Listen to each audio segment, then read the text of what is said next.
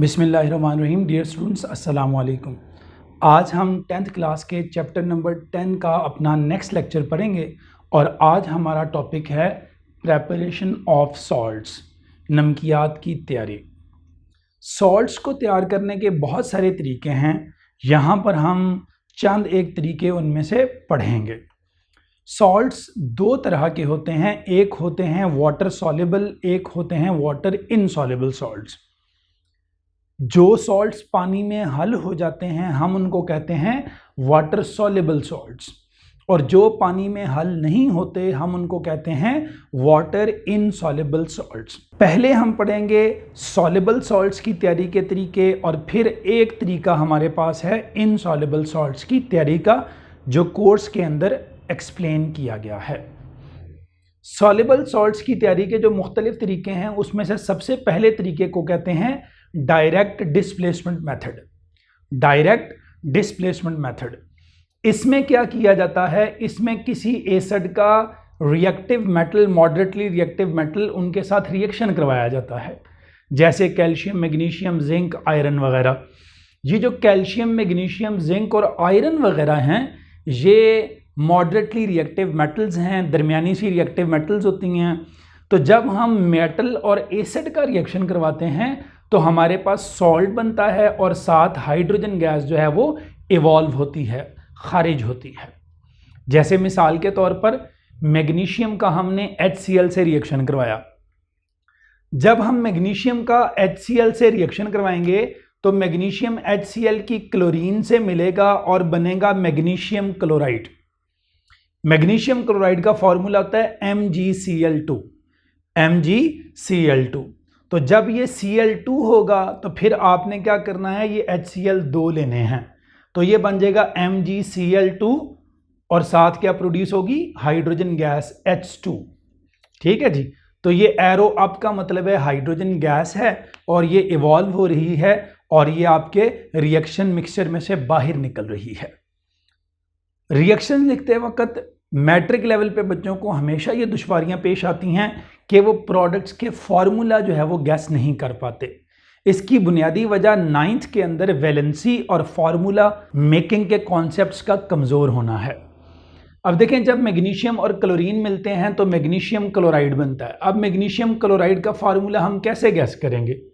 जो मैग्नीशियम होता है इसकी वैलेंसी 2 होती है, क्लोराइड की आपको पता है 1 होती है। ठीक है जी।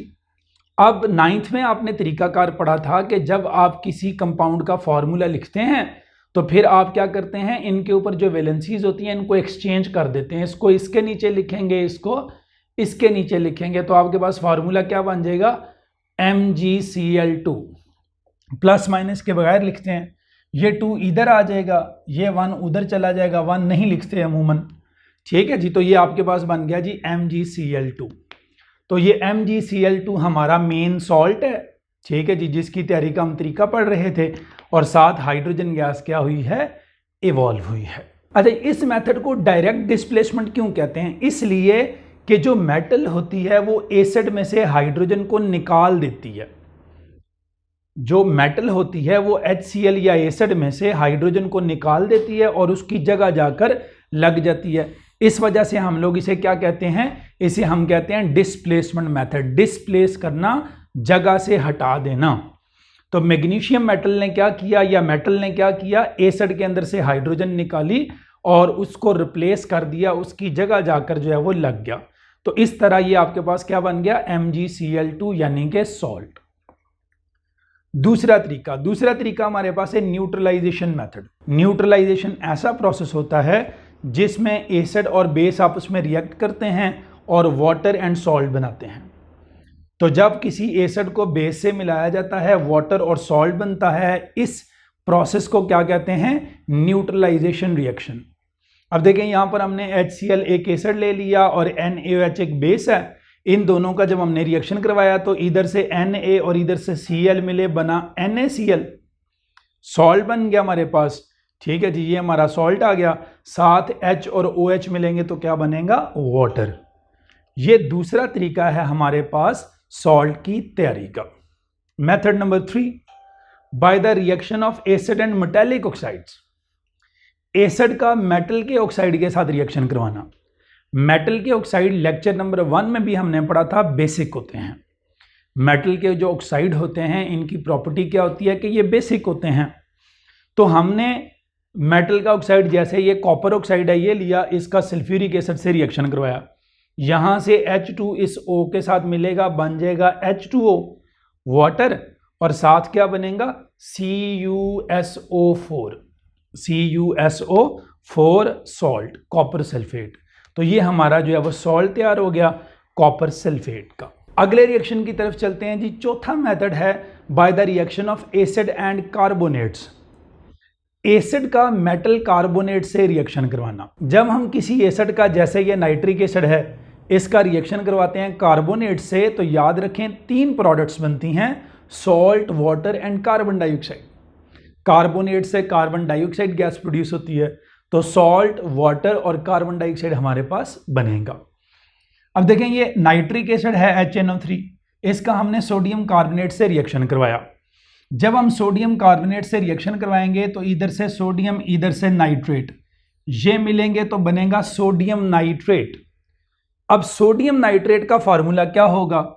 सोडियम होता है +1, नाइट्रेट होता है NO3-1, ये +1 -1 कैंसिल होगा तो क्या जवाब आएगा?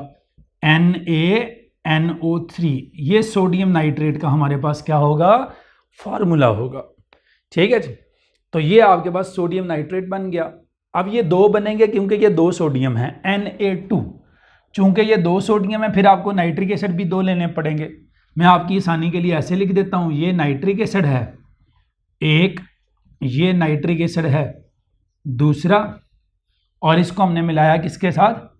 Na2CO3 के साथ। अब देखें ये 2 Na हैं, ये 2 नाइट्रेट हैं, तो 2 NaNO3 बन गए, NaNO3 NaNO3, 2 NaNO3 बन गए।